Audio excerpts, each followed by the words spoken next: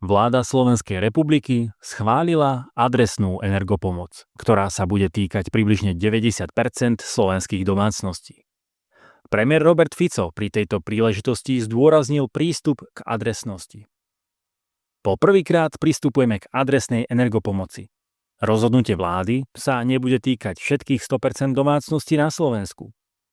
Energopomoc, ktorú poskytne vláda Slovenskej republiky, sa bude dotýkať 90% domácností. 10% domácností s vysokými príjmami nebude mať túto možnosť pomoci zo strany vlády. Premiér tiež vysvetlil, prečo je toto opatrenie nevyhnutné. Ak by nebola pomoc schválená, tak by podľa neho cena plynu a tepla vstúpla slovenským domácnostiam o 30% a elektrina o 20%. Vďaka tomuto rozhodnutiu uchránila vláda slovenské domácnosti, pričom ako dodal Fico, bude to iba administratívne zvýšenie o asi 2%. Hlavným cieľom je udržanie cenovej hladiny a zachovanie súčasnej parity kúpnej sily z hľadiska cien elektriny v porovnaní s krajinami Európskej únie. Kľúčovým prvkom pre posúdenie nároku je tzv. Bonita energetickej domácnosti. Hraničná hodnota bonity, do ktorej sa pomoc poskytuje, je stanovená na 1930 eur na mesiac. Pri výpočte bonity sa celkové príjmy domácnosti prepočítajú na upravený počet jej členov, vrátane detí. Pri zavádzaní adresnosti premiér Fico priznal komplexnosť tohto procesu, pričom uviedol, že je strašne ťažká práca určiť, kto je majetný a kto nie je. V slovenských pomeroch povedať, kto je a kto nie je bohatý, je niekedy ťažké. Dodal, že ministerstvo hospodárstva urobilo významný krok tým, že sa prvýkrát pokúsilo o mieru adresnosti. Pre prepočet domácnosti sa používa vzorec, v ktorom má prvý dospelý člen domácnosti koeficient 1, každá ďalšia dospelá osoba má koeficient 0,7 a deti do 14 rokov majú koeficient 0,5. Rozhodujúci je pritom trvalý pobyt osoby na adrese, ktorá je totožná s adresou odberného miesta. Vezmime si príklad domácnosti, ktorú tvoria dvaja rodičia a dve deti do 14 rokov. Predpokladáme, že obidvaja rodičia majú hrubý príjem zo zamestnania 1500 eur mesačne, čo predstavuje celkový príjem 3000 eur. Koeficient celej domácnosti je 2,7, ktorý dostaneme súčtom 1 plus 0,7 plus 0,5 plus 0,5. Bonita sa vypočíta ako 3000 eur deleno 2,7, čo je približne 1111 eur. Pretože 1111 eur je menej ako hraničná hodnota 1930, táto domácnosť má nárok na pomoc. Naopak, ak má domácnosť vysoké príjmy, nárok zaniká. Ak by napríklad dospelá osoba zarábala 2000 eur mesačne a žila sama v domácnosti, jeho bonita by bola 2000 eur.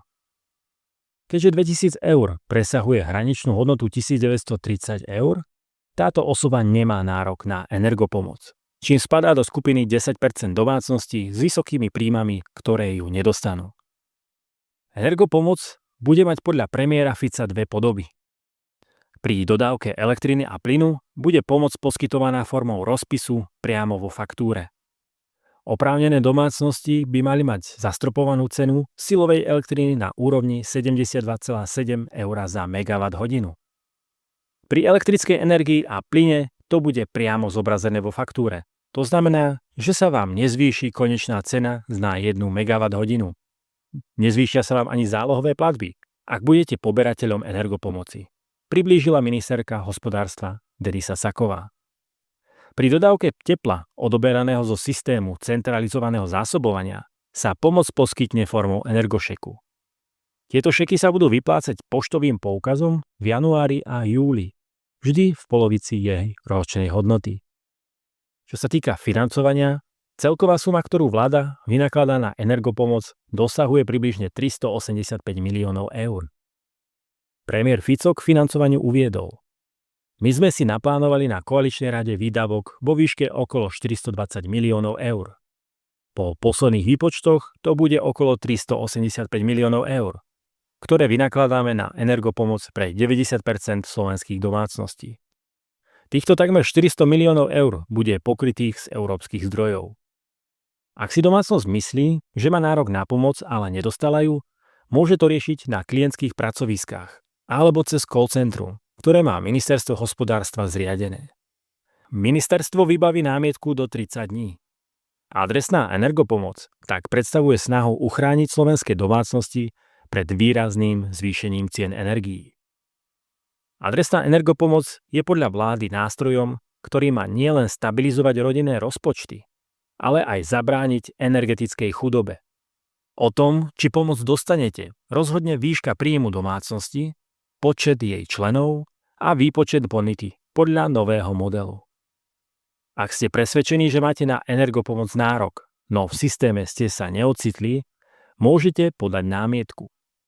Slovensko tak vstupuje do roku 2026 s novým, adresným a finančne náročným systémom pomoci, ktorý má podľa vlády chrániť až 90% domácností.